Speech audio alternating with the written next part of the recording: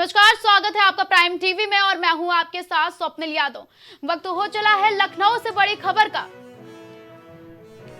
बड़ी खबर लखनऊ से है। लोक भवन में योगी कैबिनेट की बैठक हुई है। 19 प्रस्तावों पर कैबिनेट की मोहर लगी है। पीजीआई के एडवांस पीडियाट्रिक सेंटर बनाने का प्रस्ताव पास हो गया है। 57 जिलों में साइबर थाने बनाने की भी मंजूरी मिली है। लोक भवन में योगी कैबिनेट की बैठक हुई है। बड़ी खबर लखनऊ से है। 19 प्रस्तावों पर कैबिनेट की मोहर लगी है। योगी कैबिनेट की बड़ी बैठक हुई है। पीजीआई में एडवांस पीडियाट्रिक सेंटर बनाने का प्रस्ताव पास हुआ है। 57 जिलों में साइबर थाने बनाने की मंजूरी मिली है। लोक भवन में योगी कैबिनेट की बैठक हुई है। 19 प्रस्तावों पर कैबिनेट की मोहर लगी है। ज्यादा जानकारी के लिए हमारे साथ दिवाकर जुड़ चुके हैं। दिवाकर, योगी कैबिनेट की बैठक में और क्या कुछ जानकारी सामने आई है? बिल्कुल स्वप्निल, देखिए योगी कैबिनेट की बैठक हुई है और इस बैठक में 20 प्रस्ताव जो है रखे गए थे, जिसमें से 19 प्रस्तावों पे मोहर लग गई, यानी कि 19 प्रस्तावों को मंजूरी दे दी गई है। अगर सबसे बड़ा प्रस्ताव देखा जाए जो आम जनता से जुड़ा है, वो है नोएडा का मामला। तकरीबन 3 लाख से अधिक जो बायर्स थे, यानी कि जो लोग थे जिन्होंने फ्लैट खरीदे थे लेकिन पिछले कई सालों से उनको फ्लैट नहीं मिल पा रहे थे, तो वो प्रस्ताव पास हो गया, यानी कि अब 4,12,000 फ्लैट के जो बायर्स थे उनको फ्लैट मिल जाएगी, यानी कि उनको काफी बड़ी राहत जो है वो मिलने जा रही। इसके साथ साथ और भी 18 प्रस्ताव पास हुए हैं इस प्रस्ताव के अलावा। देखिए 57 जिलों में साइबर थाने बनाए जाएंगे, क्योंकि आजकल देखा होगा कि साइबर फ्रॉड जो है वो काफी ज्यादा हो रहा है, इसलिए साइबर थाने बनाए जाएंगे। और शाहजहांपुर में नवीन जेल का निर्माण जो है वो उसको मंजूरी मिली है।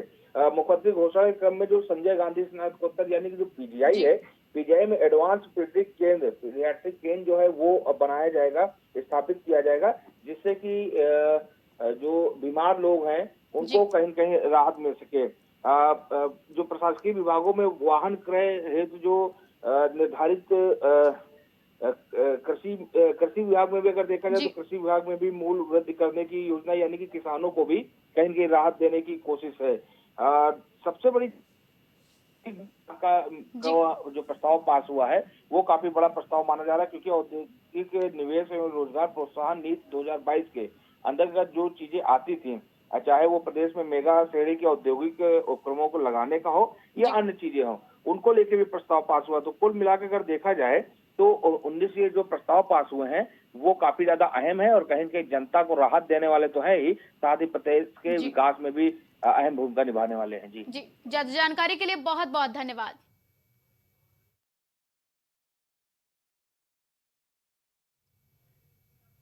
लखनऊ विकास प्राधिकरण के बाहर स्मारक समितियों के कर्मचारियों ने प्रदर्शन किया। स्मारक समिति संग्रहालयों, संस्थाओं, पार्कों और उपवन कर्मचारी पुनरीक्षित वेतनमान, ग्रेड पे वेतन, मृत आश्रितों को सेवा प्रदान, स्थायीकरण, पदोन्नति, सीपीएफ खाता खोलने, चिकित्सा अवकाश, दिवाली बोनस जैसे तमाम मांगों को लेकर लंबे समय से आंदोलनरत है। इन्हीं मांगों को लेकर सैकड़ों की संख्या में स्मारक समितियों के कर्मचारी अनिश्चितकालीन धरने पर बैठ गए। कर्मचारियों का साफ तौर से कहना है कि आश्वासन नहीं, इन्हें रिजल्ट चाहिए। प्राइम टीवी के संवाददाता से खास बातचीत में कर्मचारियों ने क्या कहा, चलिए आपको सुनाते हैं। लखनऊ विकास प्राधिकरण का जो एलडीए है कार्यालय, उसके बाहर आज स्मारक समिति के कर्मचारी सैकड़ों की संख्या में इकट्ठा हुए हैं। हम अपने एक कैमरामैन से कहेंगे थोड़ा सा तस्वीर भी आपको दिखाएं कि एलडीए के बाहर किस तरह से जो स्मारक समिति, संग्रहालय, पार्कों में काम करने वाले जो कर्मचारी हैं वो यहाँ पर सैकड़ों की संख्या में इकट्ठा हुए हैं, अपनी मांगों को लेकर के इकट्ठा हुए हैं, क्योंकि वेतन बढ़ाने की मांग को लेकर के जिस तरीके से जो और 12 सूत्रीय मांगे हैं, उन सभी मांगों को लेकर के यहाँ पर इकट्ठा हुए हैं। अगर इन मामले की अगर बात की जाए कि जिस तरीके से यहाँ पर कर्मचारी जो इकट्ठा हुए हैं, किन मांगों को लेकर के पूरी तरीके से इकट्ठा हुए हैं, उसमें ज़्यादा बातचीत करने के लिए हमारे साथ भाई साहब मौजूद हैं। ये बताइए, आज जो कर्मचारी सब इकट्ठा हुए हैं, किन मांगों को लेकर के पूरी ये रणनीति बना करके यहाँ पर लोग आए हैं? देखिए, हमारे यहाँ 2011 पर नियुक्ति हुई थी बहन जी के शासनकाल में। 5300 कर्मचारियों की नियुक्तियाँ हुई थी और जिसमें अधिकांश 4500 कर्मचारियों की नियुक्ति हुई विभिन्न पदों पर। हमारी मांगे 1300 एवं 1400 ग्रेड पे नियुक्ति हुई है, जिसका मूल वेतन 4440 था। हमारी जो नियुक्ति के समय से ही वेतन पुनरीक्षित वेतन मान का जो है लाभ नहीं दिया गया है, जिसको हम लोग निरंतर 12 वर्षों से प्रयास कर रहे हैं कि हमें इस चीज़ का लाभ दिया जाए। हमारी सेवा नियमावली में मेडिकल की सुविधाएं, मृत आश्रित को अनुकंपा के आधार पर नियुक्ति दी जाए। लगभग हमारे यहाँ स्मारक समिति में 165 कर्मचारियों के आकस्मिक मृत्यु हुई है। उनके परिवारीजनों को सेवा का लाभ नहीं दिया जा रहा है। 2016 में 7th पे कमीशन का लाभ आया, परंतु स्मारक समिति के कर्मचारियों को लाभ नहीं दिया गया। 12 वर्ष सेवा पूर्ण कर ली हम लोगों ने, हम लोगों को ACP का लाभ नहीं दिया जा रहा है। और सबसे बड़ी बात तो ये है कि हम लोगों की नियुक्ति वर्ष से जो भविष्य निधि खाते के लिए 10% का कटौती की जाती है, उस पैसे का कोई हिसाब किताब नहीं है। हमारे नियुक्ति प्राधिकारी महोदय नहीं दे रहे हैं, न मुख्य प्रबंधक महोदय दे रहे हैं, न विभागीय प्रबंधक प्रशासन दे रहे हैं, न वित्त प्रबंधक प्रशासन दे रहे हैं। शासन इस बात को संज्ञान में नहीं ले रही। और कुछ समय पहले जो है हमारे इस भविष्य निधि खाते के पैसे से 10,76,00,000 रुपए का गमन भी हुआ, जिसकी LDA सचिव स्मारक समिति मुख्य प्रबंधक जी के द्वारा इसकी FIR भी कराई गई। किंतु इस पे क्या हुआ क्या नहीं हुआ, बैंक ने अपने आप को दोषी ना मानते हुए उन्होंने ये कहा कि भाई अगर हमारी बैंक की फॉल्ट होती है तो मैं इसकी गारंटी के तौर पर आपको 10 करोड़ का चेक दे रहा हूं। अगर हमारी बैंक दोषी पाई जाएगी तो हम 10 करोड़ का गमन भरपाई करेंगे, जिसमें अभी 76 लाख रुपए फिर भी माइनस पे हैं हम लोग। हम लोगों का पैसा आज तक कहाँ जा रहा है, किसके घर में जा रहा है, कुछ पता नहीं चल रहा है। फिलहाल जिस तरीके से अनिश्चितकालीन जो प्रदर्शन की बात कही गई, ये प्रदर्शन आखिर कब खत्म होगा ये देखने वाली बात होगी। वीडियो जर्नलिस्ट दीपक के साथ मोहम्मद कलीम, प्राइम टीवी, लखनऊ। नोएडा में बीती रात तक किसानों के अधिकारियों के साथ चली बैठक में कोई हल नहीं निकल सका है। धरना प्रदर्शन कर रही महिलाओं ने पूरी रात टेंट के नीचे गुजारी है। आपको बता दें कि दादरी NTPC से प्रभावित 24 गांवों की महिलाएं नोएडा NTPC भवन के सामने धरने पर बैठी है। सुखबीर खलीफा के नेतृत्व में आज भी उनका धरना जारी रहेगा। किसान समान मुआवजे और स्थानीय लोगों के लिए समान रोजगार की मांग को लेकर धरने पर बैठे हैं। नोएडा पुलिस ने लग्जरी साइकिल चोरी करने वाले गिरोह का खुलासा किया है। पुलिस ने गिरोह के 4 सदस्यों को गिरफ्तार किया है। ये लोग ऐशो आराम के लिए साइकिल चोरी करते हैं। पुलिस ने इनके कब्जे से 6 लग्जरी साइकिल बरामद की है। इनमें से एक साइकिल की कीमत है 70,000 रुपए। पकड़े गए चोरों ने चोरी की घटना को नोएडा NCR क्षेत्र में ही अंजाम दिया है। ये सिर्फ लग्जरी साइकिल चोरी करते थे। इनके पास से अवैध तमंचा भी बरामद हुआ है। ये सफलता सेक्टर 39 थाना पुलिस को मिली है।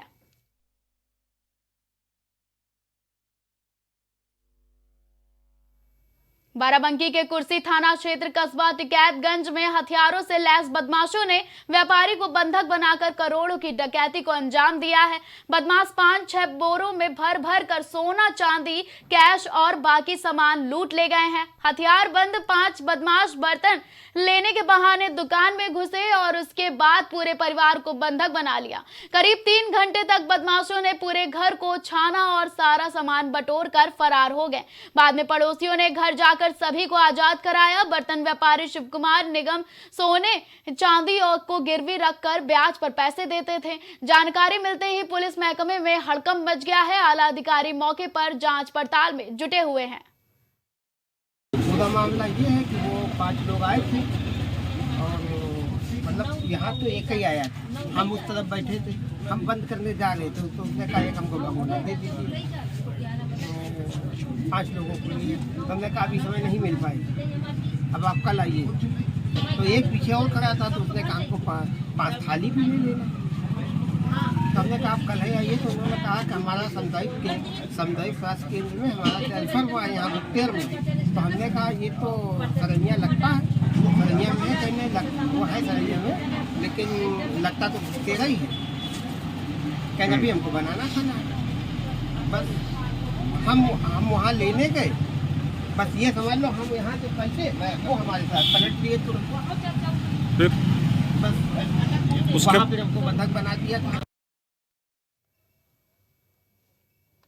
गलत सूचनाएं देकर शस्त्र लाइसेंस जारी कराने वालों पर अब यूपी पुलिस का शिकंजा कसना शुरू हो गया है। इसी क्रम में हरदोई के बड़े सपा नेता ब्रजेश वर्मा टिल्लू की हिस्ट्री शीट पुलिस ने खोल दी है। सपा नेता ब्रजेश वर्मा टिल्लू पर आरोप है कि उन्होंने 2016 और 2019 के बीच नागालैंड से राइफल और पिस्टल का शस्त्र लाइसेंस गलत सूचनाएं देकर हासिल किया है। आपको बता दें कि ब्रजेश वर्मा टिल्लू 2022 विधानसभा चुनावों में बिलग्राम मल्लावा विधानसभा क्षेत्र से सपा प्रत्याशी रह चुके हैं और वो वर्तमान में जेल में बंद हैं। मल्लावा कोतवाली में उनकी हिस्ट्री शीट खोली गई है। कुछ दिन पहले लखनऊ में जब एसटीएफ ने सपा नेता ब्रजेश वर्मा को गिरफ्तार किया था तो उनकी एसयूवी में विधानसभा का पास लगा था। यह पास फर्जी पाया गया था। हिस्ट्री शीट खुलने से सपा खेमे में खलबली मच गई है। मैं नृपेंद्र, अपर पुलिस अधीक्षक पूर्वी, जनपद हरदोई। मामला मल्लावा थाने अंतर्गत एक देवबंदपुर पड़ता है। वहाँ के रहने वाले ब्रजेश वर्मा हैं। उनकी एचएस खोली गई है। इनके खिलाफ कुल 5 मुकदमे दर्ज हैं जो कि लखनऊ और हरदोई में अभी तक पाए गए हैं। इसमें मारपीट, जमीन पर कब्जेदारी को लेकर और फर्जी अभिलेख तैयार कर असलाह लेने का मामला प्रकाश में आया है।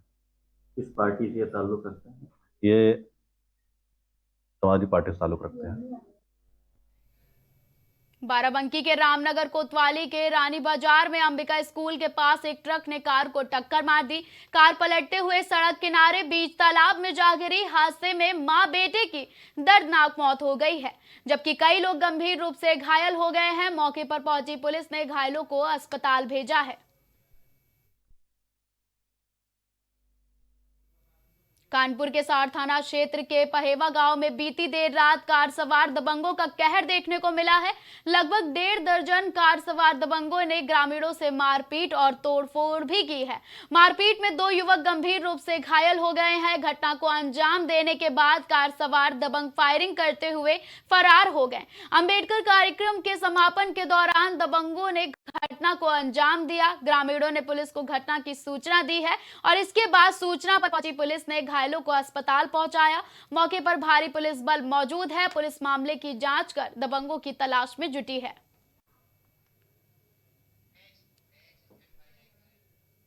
बुलंदशहर में बिहार की सुनीता देवी का मकान लेखपाल ने बुलडोजर से ढहा दिया है। पुलिस बल की मौजूदगी में तहसील की अनुमति के बगैर लेखपाल ने गरीब दंपति के आशियाने पर बुलडोजर चलवा दिया है। लेखपाल गरीब के आशियाने को अवैध निर्माण बता रहे हैं। बिहारी दंपति मजदूरी, चंदा और उधार लेकर अपना आशियाना बना रहा था।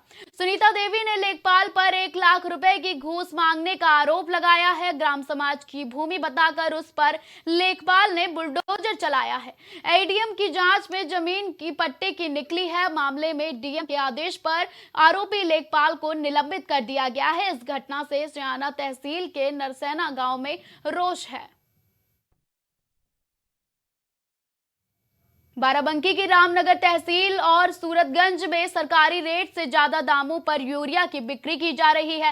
खाद की बोरी पर लिखी एमआरपी से ज्यादा पैसे लेकर दुकानदार किसानों की जेब पर डाका डाल रहे हैं। धान की खराब फसल की वजह से किसान पहले से परेशान है। महंगी खाद उनकी परेशानी और बढ़ा रही है। एक तरफ सरकार किसानों की आय दोगुनी करने का वादा कर रही है तो दूसरी ओर खाद डीलर, दुकानदार और अधिकारी मिलकर किसानों के जेब पर डाका डाल रहे हैं। आपको बता दें कि राज्य सरकार और केंद्र सरकार किसानों को खाद और बीज उपलब्ध कराने के लिए हर संभव प्रयास कर रही है, लेकिन अधिकारी और खाद डीलर मनमानी रकम किसानों से ले रहे हैं, जबकि जरूरत इस बात की है कि अधिकारी डीलरों और खाद दुकानदारों पर सख्ती करे ताकि किसानों को सही रेट में खाद मिल सके। कुछ महीने पहले सहकारी समितियों पर 10 रुपए प्रति बोरी खाद महंगी बेची गई थी। शिकायत करने के बावजूद सिर्फ दुकानदारों और सचिवों से मोटी रकम लेकर कागजों में जांच सिमट कर रह जाती है।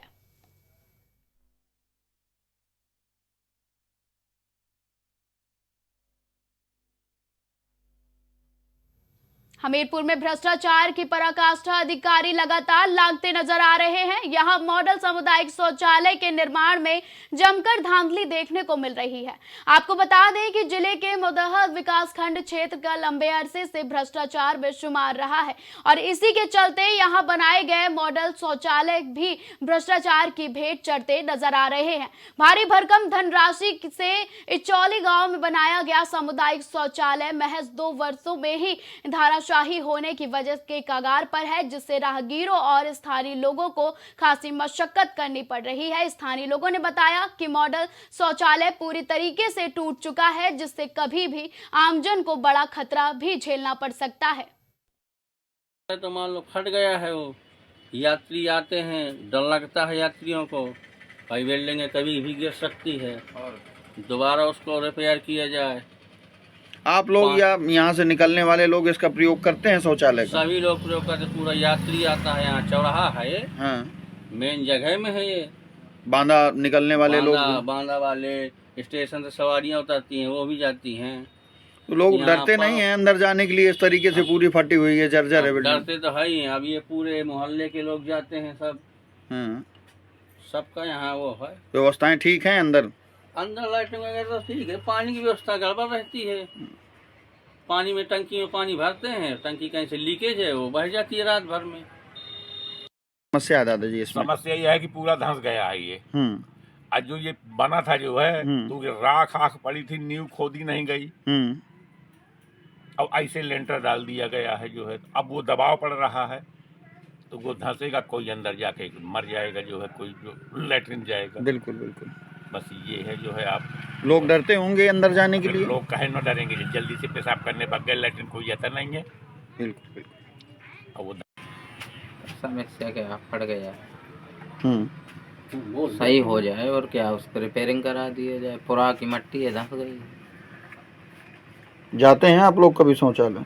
अब जब इधर से निकलते चलते हैं तो जा ही जाते हैं। अच्छा, डर नहीं लगता? तो डर तो लगता है, अब कौन उसमें जा रहा है? कोई नहीं जा रहा।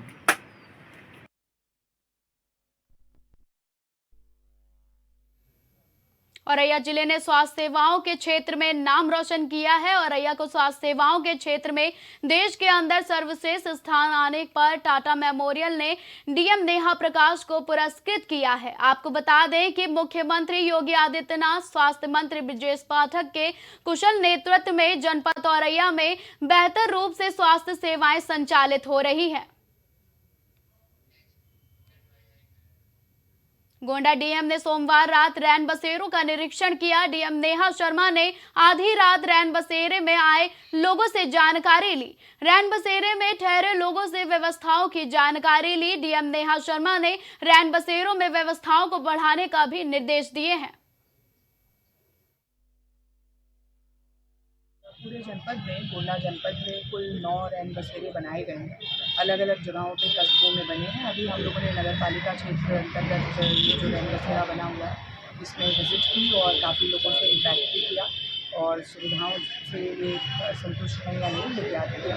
तो सभी से बात करके एक संतुष्टि का भाव लगा है कि शासन की योजना जो है वो अच्छी तरह से संचालित है। कुछ जगहों पर देखने में मिला कि लोग सुल्तानपुर, श्रावस्ती, समीपवर्ती जनपद भी हैं, बहराइच से लोग आए हुए थे और कुछ तो इसी जनपद के अन्य तहसीलों से लोग आए हुए हैं और उनको रात को एक रुकने का निःशुल्क ठिकाना जो है वो मिला हुआ है। उपयुक्त व्यवस्थाएँ हैं, कंबल मिल गया है और साफ़ सुथरी व्यवस्थाएँ।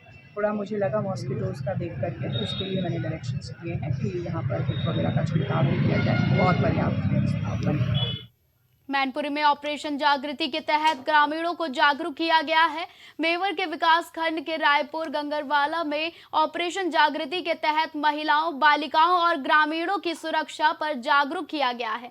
गंगरवाला में सीओ भोगांव ने छोटे मामलों में घर की लक्ष्मी को थाने में नहीं भेजने की बात कही। दरअसल छोटे छोटे लड़ाई झगड़ों में लोग महिलाओं को आगे कर देते हैं। इसी संबंध में महिला जागृति अभियान चलाया जा रहा है। वहीं बेवर के मुदापुर खास में बेवर थाना प्रभारी महाराज सिंह भाटी ने बालिकाओं को जागरूक करते हुए कहा कि किसी के बहकावे में ना आए, कोई भी समस्या हो थाने में बताएं। ऑपरेशन जागृति के तहत आज पंचायत घर गग्गरवाला पर कार्यक्रम था, जिस पर हम लोगों ने एडीजी महोदय के द्वारा चलाए जा रहे यूनिसेफ के माध्यम से जो महिलाओं के प्रति जागरूक किया जा रहा है और जिससे कि किसी भी प्रकार की छोटी छोटी झगड़ों में लड़ाई में हम लोग महिलाओं को आगे करके महिला उत्पीड़न की धाराओं को लगवा देते हैं, उसके संबंध में जागरूकता अभियान था जो हम लोग का चल रहा है। उसी क्रम में आज भी यहाँ का कार्यक्रम किया गया। खबरों का सिलसिला लगातार जारी रहेगा। देश और दुनिया की तमाम बड़ी और अहम खबरों के लिए आप देखते रहें